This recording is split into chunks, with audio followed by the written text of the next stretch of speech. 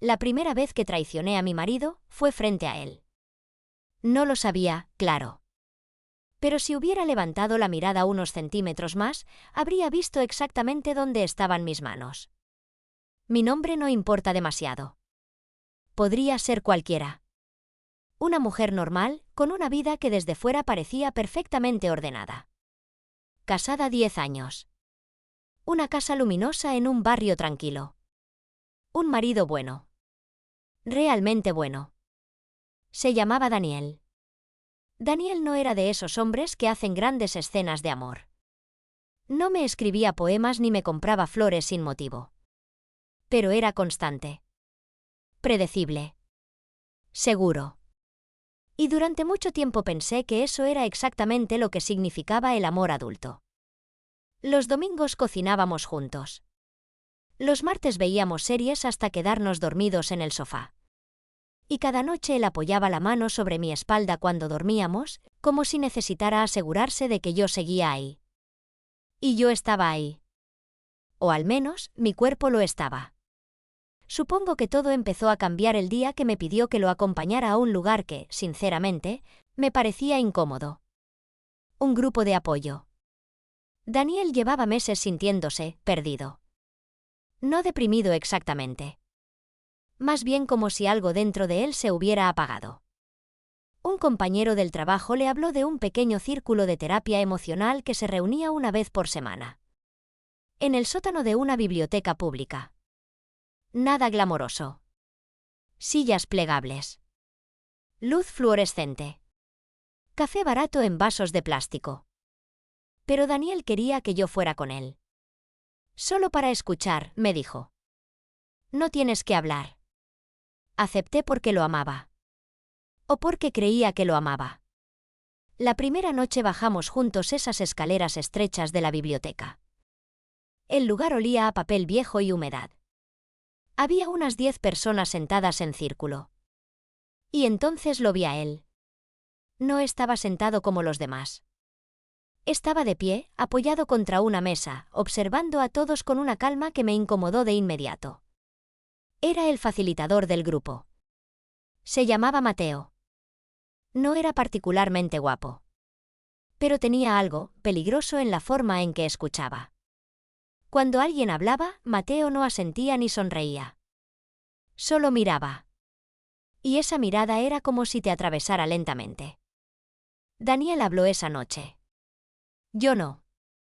Mateo le hizo preguntas suaves. Precisas. Y por primera vez en mucho tiempo vi a mi marido abrirse frente a desconocidos. Sentí orgullo. Pero también algo extraño. Porque cada vez que Mateo hablaba, sus ojos volvían hacia mí. No de manera obvia. Era más sutil. Como si estuviera esperando algo. La semana siguiente volvimos. Y la siguiente. Poco a poco ese sótano se convirtió en parte de nuestra rutina. La gente compartía cosas profundas, divorcios, traiciones, miedo a envejecer, soledad. Yo seguía sin hablar. Pero Mateo seguía mirándome. Una noche, cuando la reunión terminó y todos empezaron a subir las escaleras, yo me quedé atrás buscando mi abrigo.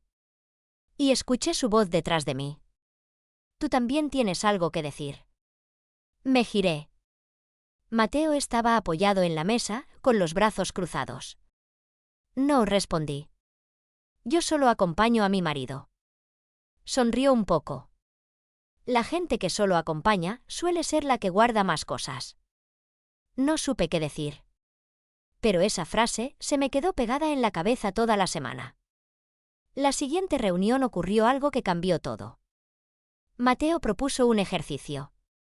Algo llamado escucha en parejas. 2 personas frente a frente. Una habla durante 5 minutos. La otra solo escucha. Sin interrumpir. Sin opinar. Solo presencia. Las parejas se formaron al azar. Y cuando levanté la vista, Mateo estaba frente a mí. Daniel estaba al otro lado del círculo, hablando con otra mujer. Mateo acercó su silla. Tan cerca que nuestras rodillas casi se tocaban. Empieza cuando quieras, dijo. El cronómetro en su teléfono marcó 5 minutos. Yo me quedé en silencio. 30 segundos. 1 minuto. 2. Y entonces, no sé por qué, empecé a hablar. Primero cosas pequeñas. Luego más profundas. Le hablé de lo sola que me sentía a veces incluso estando casada. De cómo Daniel y yo habíamos dejado de mirarnos realmente. De cómo había días en los que sentía que mi vida era una habitación perfectamente ordenada, donde faltaba aire. Mateo no dijo nada. Solo escuchó. Y cuando el cronómetro sonó, algo dentro de mí estaba temblando. Después cambiamos roles. Pero Mateo no habló de sí mismo. Solo dijo algo que aún puedo escuchar con claridad. No pareces una mujer feliz. Fue directo. Sin crueldad. Pero directo. Ese fue el primer momento. El momento en que algo invisible empezó a moverse entre nosotros. Las semanas siguientes el ejercicio se repitió varias veces. Y, de alguna manera, siempre terminábamos frente a frente. A veces hablábamos de cosas profundas. A veces solo respirábamos en silencio. Pero cada vez que nuestras rodillas se tocaban, sentía una corriente eléctrica subiendo por mi espalda. Y lo peor de todo. Daniel estaba justo allí. A 2 metros. Confiando en ambos.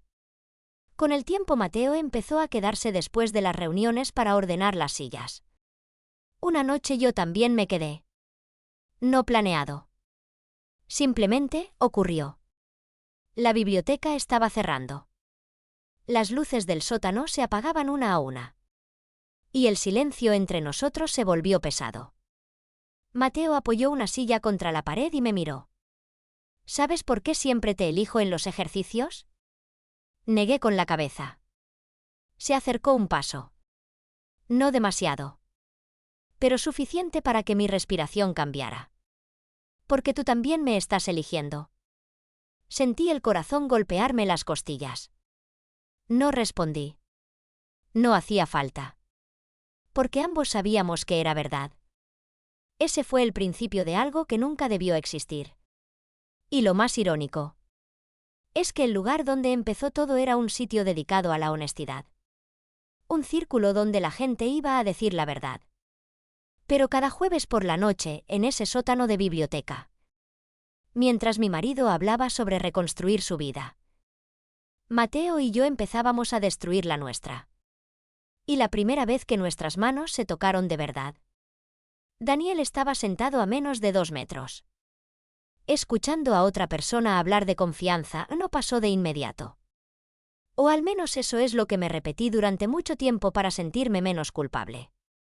Durante semanas lo único que ocurrió fueron esas miradas largas que duraban apenas un segundo más de lo normal.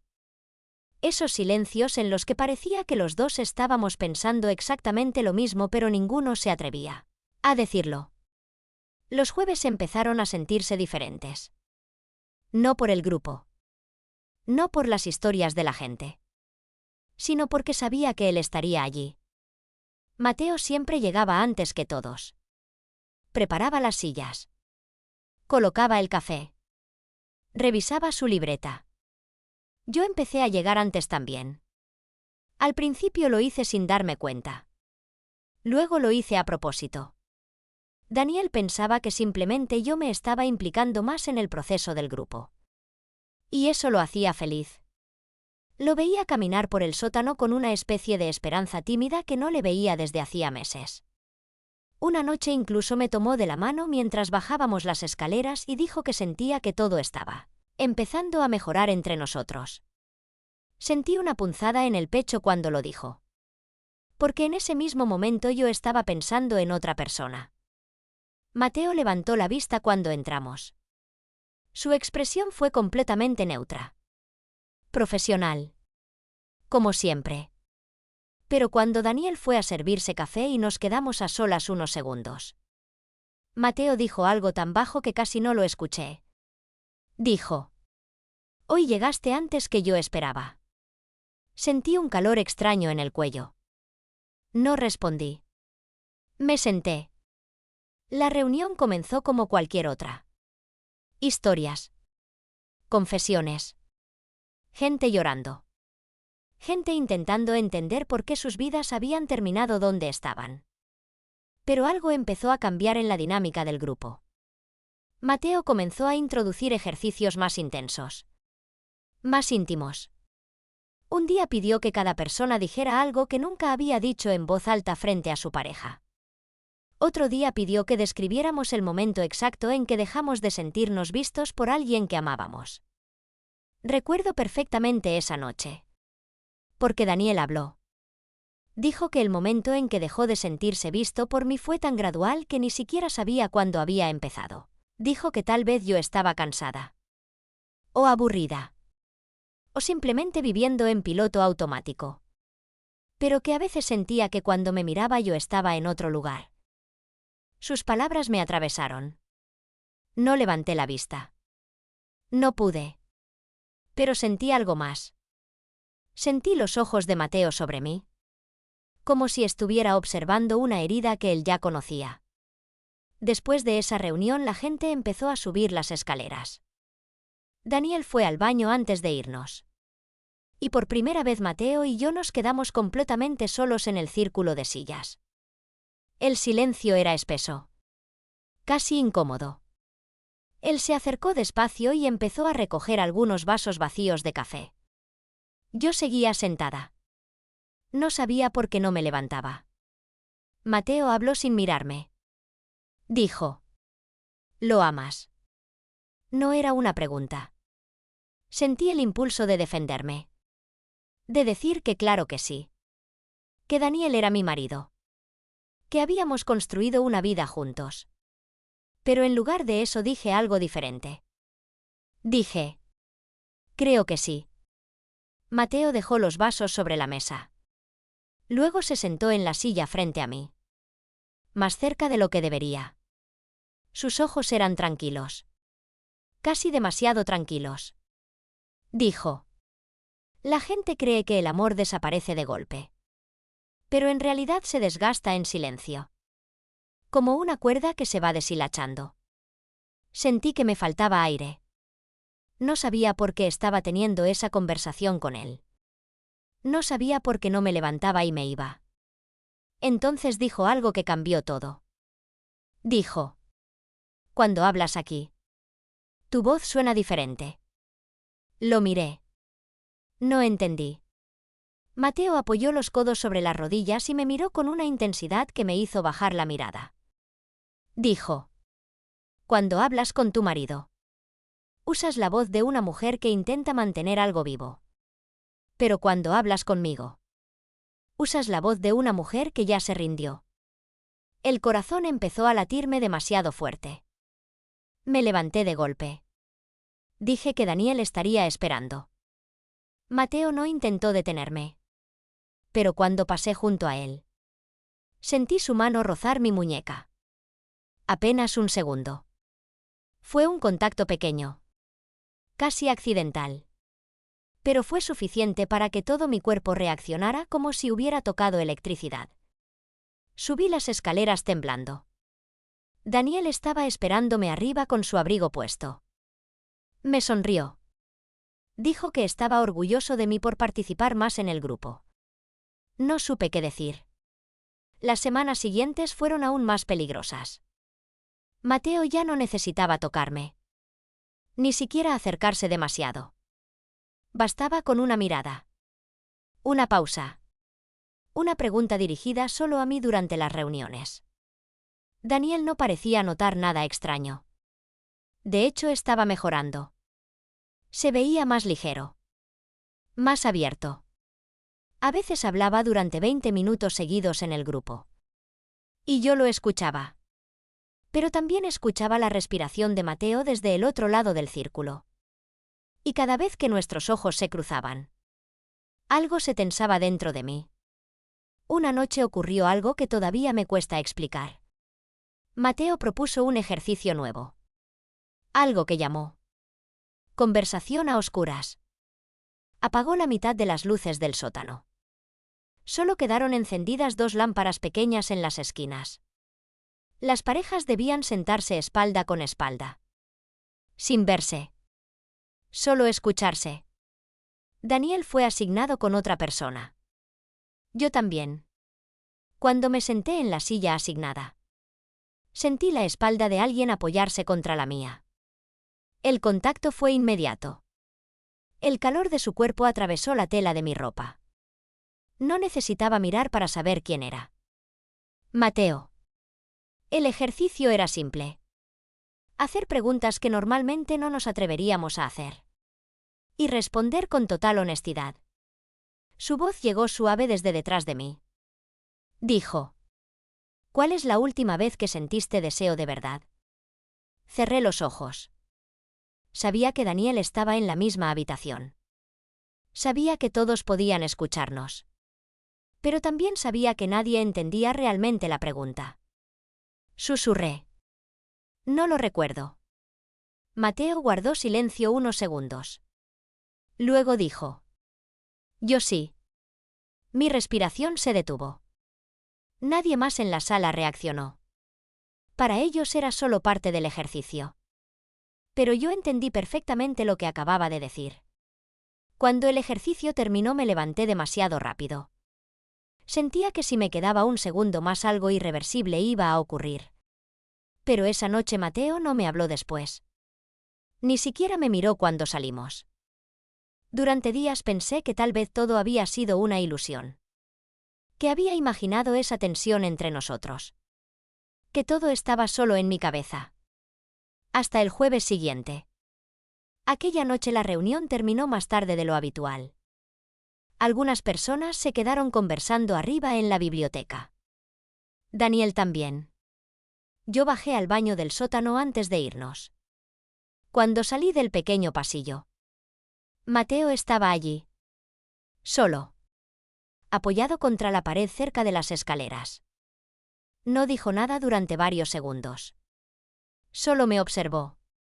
Finalmente habló.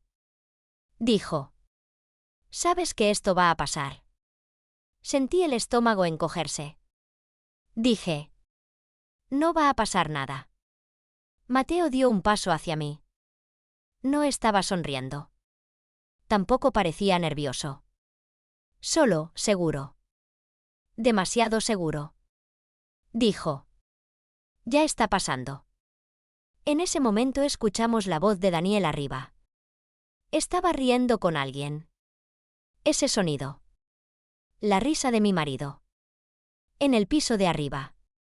Mientras yo estaba allí abajo con otro hombre. Algo dentro de mí se quebró. Mateo levantó la mano lentamente. No para tocarme. Solo para apartar un mechón de cabello que había caído sobre mi cara. Su dedo rozó mi mejilla. Y en ese instante supe que había cruzado una línea invisible. Porque no me aparté. Y lo peor es que no quería hacerlo.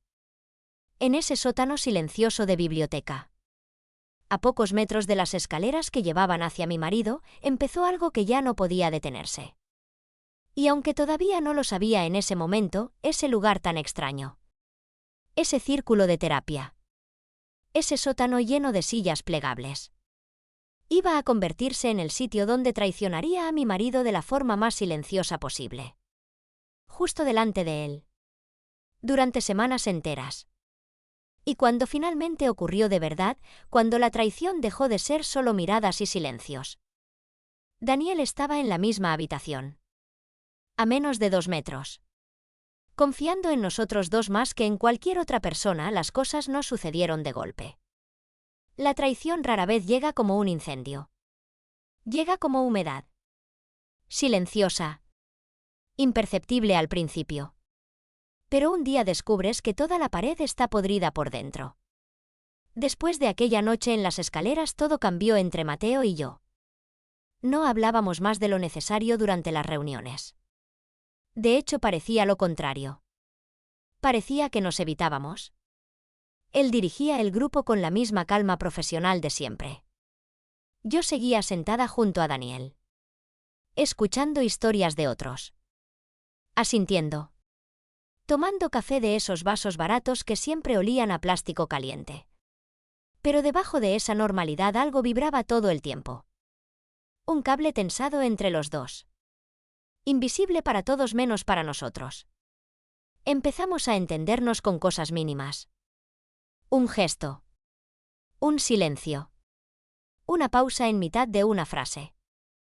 Daniel, en cambio, estaba mejor que nunca. Lo juro. Lo veía hablar en el grupo con una sinceridad que nunca había tenido antes. A veces decía cosas hermosas sobre nuestro matrimonio. Sobre cómo sentía que todavía había algo valioso que salvar entre nosotros. Cada vez que decía eso yo sentía que el estómago se me cerraba como un puño. Porque en el mismo momento en que él hablaba de salvarnos, yo ya estaba cayendo en otra cosa. Todo explotó una noche que parecía completamente normal. Mateo anunció que haríamos un ejercicio diferente. Algo llamado la verdad que no quieres decir. Cada persona debía decir algo que jamás se atrevería a decirle directamente a la persona que ama. Pero no mirándola.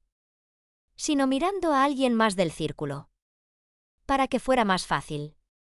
Hubo silencio durante unos segundos. Luego una mujer empezó. Habló de su miedo a quedarse sola. Después un hombre habló de cómo había mentido sobre su trabajo durante meses. La tensión en la sala crecía con cada confesión. Cuando llegó el turno de Daniel, él dudó. Lo vi respirar profundo. Luego levantó la mirada. Pero no me miró a mí. Miró a Mateo. Y dijo algo que todavía resuena dentro de mi cabeza. Dijo: a veces siento que mi esposa está aquí conmigo, pero también siento que ya se fue hace tiempo. La sala quedó en silencio. Sentí un golpe en el pecho tan fuerte que tuve que mirar al suelo. Mateo no respondió de inmediato. Como facilitador debía decir algo. Pero tardó unos segundos demasiado largos. Cuando habló su voz era tranquila. Le preguntó a Daniel: ¿qué crees que necesitarías para volver a sentir que ella está contigo? Daniel respondió algo tan simple que me rompió por dentro. Dijo: que me mire como antes. Eso fue todo. No pidió más. No pidió explicaciones. Solo eso. Que lo mirara como antes. En ese momento sentí algo insoportable dentro del pecho. Porque sabía que ya no podía hacerlo. La reunión terminó más tarde que de costumbre. La gente fue subiendo poco a poco las escaleras. Algunos abrazaban a Daniel. Le decían que había sido muy valiente al hablar así. Yo apenas podía respirar. Daniel subió primero. Dijo que iría a buscar el coche. Yo me quedé abajo unos segundos más. Y Mateo también. El sótano estaba casi vacío. Solo las sillas desordenadas y el olor del café frío. Mateo empezó a recoger las cosas en silencio. Yo lo observaba desde el centro del círculo. Finalmente dijo sin mirarme: esto no puede seguir así. Su voz no tenía emoción. Solo certeza. Me acerqué un paso.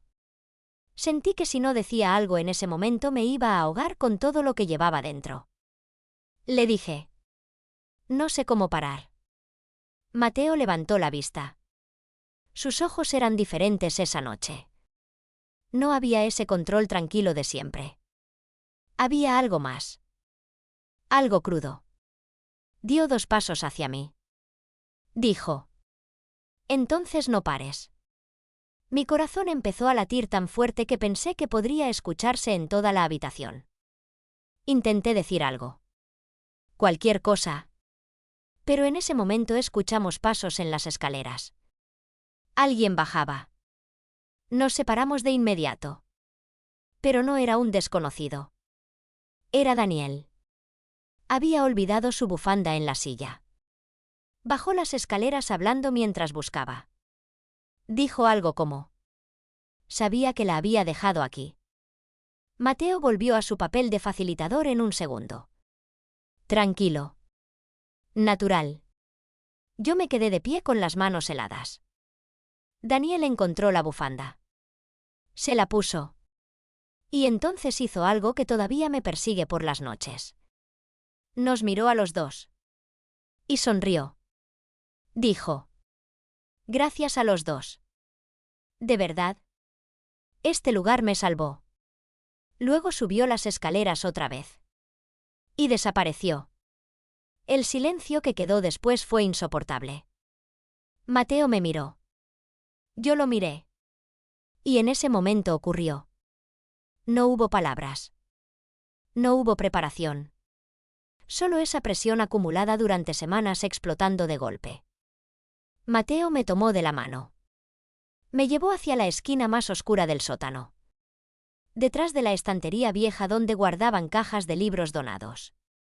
Y allí, y en el mismo lugar donde la gente venía a confesar sus verdades, lo traicioné de verdad por primera vez. Mi espalda contra la pared fría. Mi respiración temblando. Mis manos aferradas a la camisa de otro hombre mientras arriba, en el estacionamiento, mi marido me esperaba en el coche. Fue rápido. Silencioso. Torpe incluso. Pero también brutalmente real. Cuando terminó nos quedamos unos segundos sin movernos. Podía escuchar mi propio corazón golpeando dentro de mi cabeza.